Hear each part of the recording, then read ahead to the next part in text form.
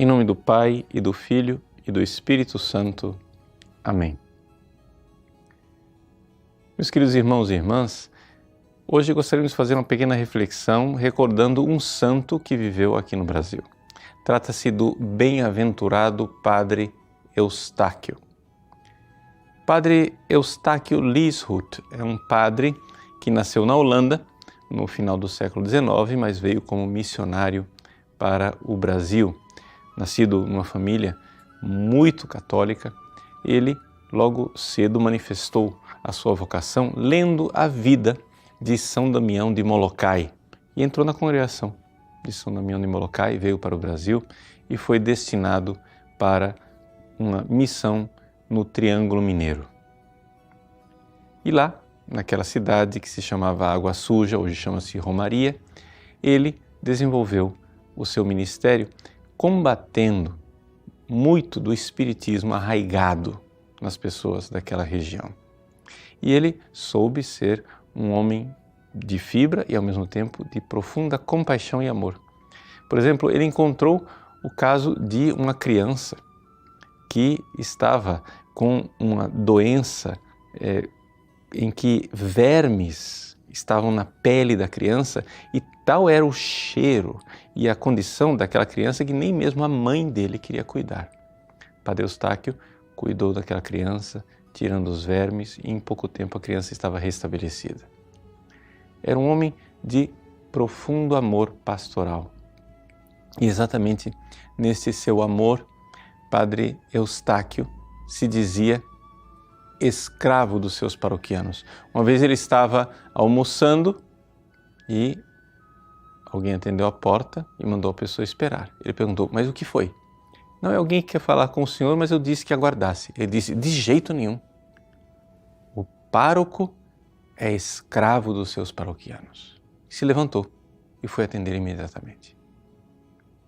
Esse era o tipo de pessoa que era o Padre Eustáquio.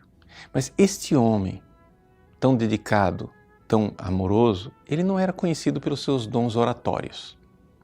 Exatamente por causa da dificuldade de comunicação em língua portuguesa, mas ele conseguia atrair as pessoas para o confessionário e com o seu testemunho de vida. Ele que, com esse testemunho e estas conversões e confissões, se compadecia das pessoas, começou a rezar pelas pessoas e os milagres começaram a acontecer.